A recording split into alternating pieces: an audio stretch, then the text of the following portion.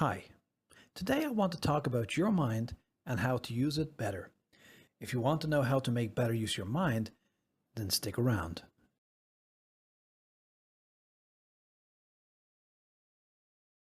The interesting thing about life is that the most important asset which we possess by far is our conscious awareness. No conscious awareness means no meaningful life. However, most of us have no understanding of how the mind works. So how then can we make our mind work better when we do not understand how it works in the first place? And science is not of much help here either, since even the most advanced scientific instruments only measure brain activity, but little more than that. A scientist can tell you where your speech center is, or your auditory center, but they cannot tell you what the meaning of life is, or how to tune your brain up to deliver peak performance. So instead, we have to rely upon depth psychology and its findings.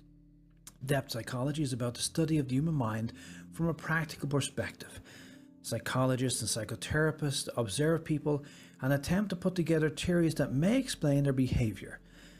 These theories could of course be wrong to a certain degree, but they're probably reasonably close to the actual reality of who we are.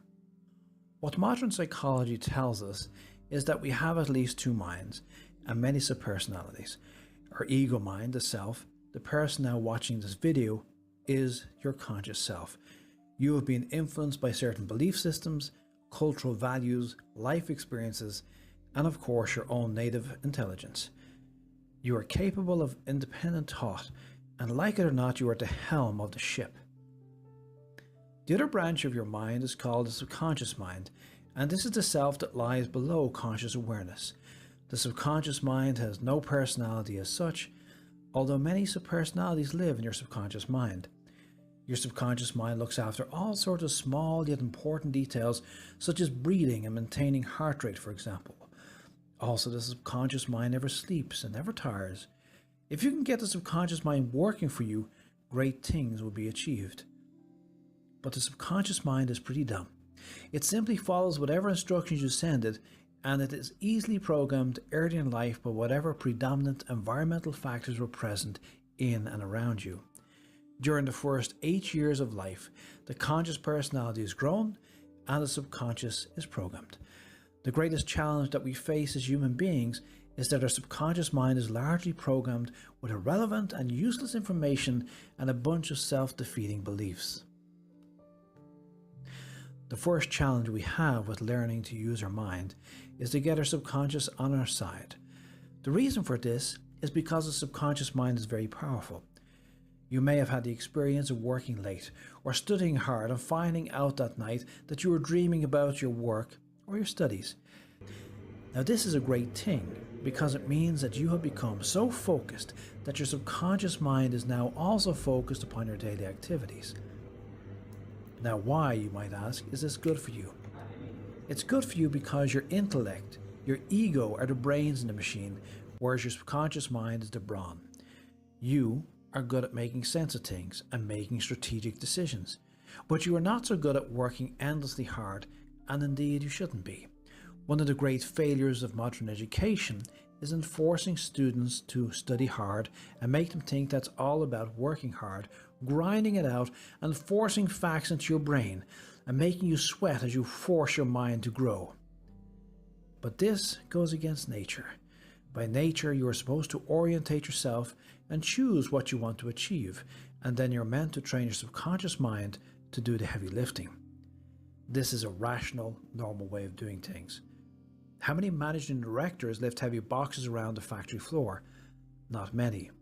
In everyday life, the managing director directs his or her personnel to do certain things, while other employees, usually the burly ones, lift the heavy boxes. Now don't they? Well, it's the same thing with your mind. You are supposed to make up your mind, and then your subconscious mind is supposed to do the heavy lifting. Your mind is not designed to work tirelessly, but your subconscious mind is. And of course, your subconscious mind is not designed for high-level thinking, but you are.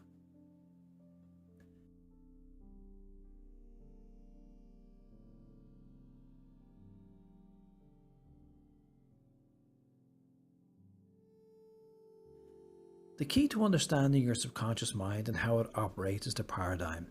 The paradigm means the beliefs we have about life, the stories which we tell ourselves about how life is. Whether you are abundant or fearful, whether you are anxious or laid back, whether you are confident or unconfident. These are all beliefs passed down to you as concepts when you're a young child.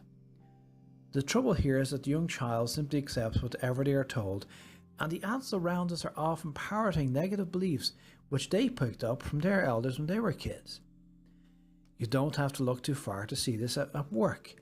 Look at how many people around you who are complaining about the weather, the economy, society in general, all the big bad things which have happened to them or to people in their life and so forth.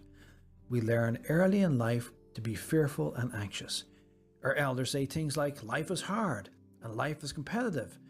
And behind this lies beliefs that are putting into young kids fear and lack.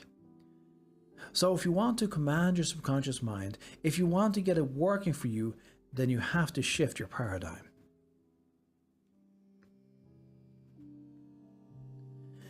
Okay, so let's go. What do I have to do to change my paradigm then? I hear you say. Well, it's not quite that simple, as there's one tiny little thing that you have to fix before you can change your paradigm, and this is your inner critic. So what is the inner critic?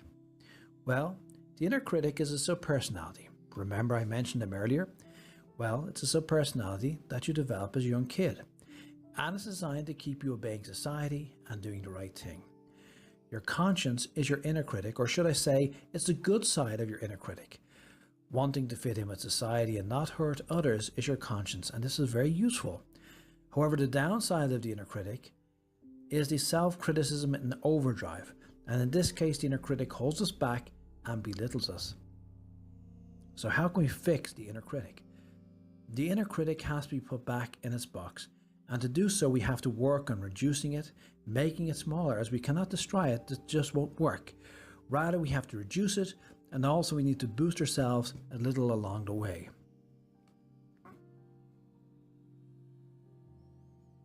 If you ever buy a car or a motorbike, you will receive a nice thick little book with pretty diagrams and pictures of working parts of your vehicle, and in the back of this thick little book, your owner's manual, will be a few pages entitled Servicing, where the book gives you advice on when to service your vehicle and what you have to do to service your vehicle.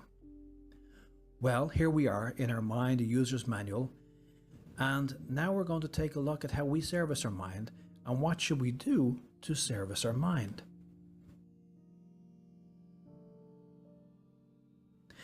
First of all, unlike a car or a bike, you have to service your mind every day. Every day you need to work on reducing negative thinking, boosting your self-worth with auto-suggestion and mind feed being good books and videos and good company. You need to develop a connection between your conscious and subconscious mind via developing the alpha state, which is achieved through relaxation, conscious visualization and auto-suggestion. And you need to learn about yourself. You learn about yourself by becoming a more self-reflective person. You start diary writing, you start attending self-help workshops, reading good self-help books, and watching nice self-help videos.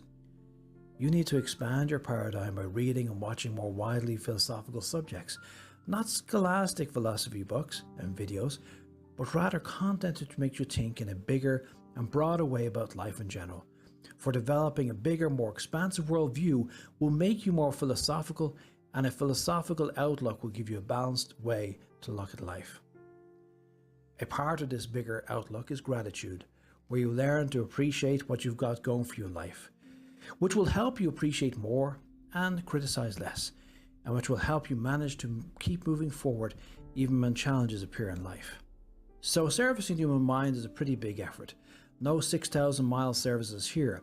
You have to service every mile of your life journey, and that's how it should be. As the most advanced species on the planet, it is reasonable that we should have to make an effort to service our minds.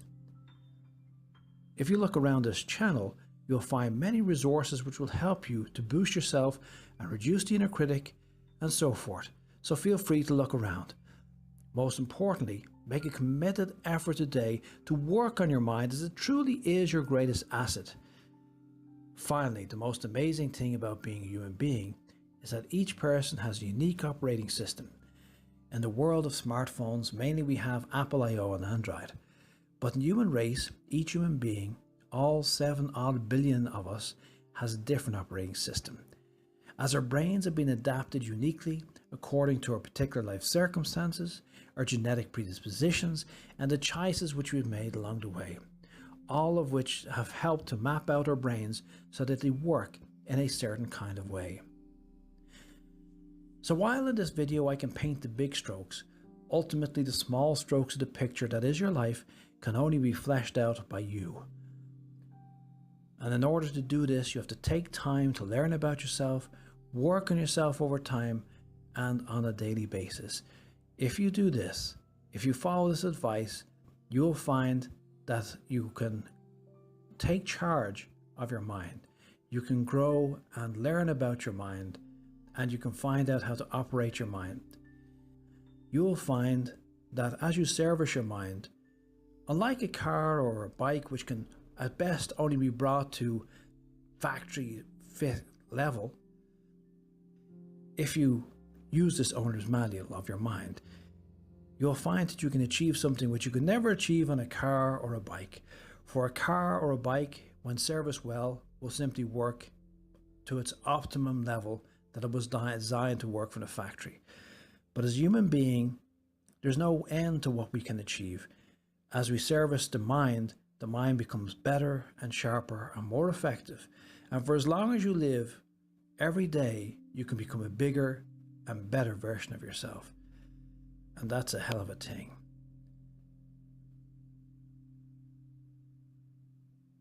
I hope you enjoyed this video.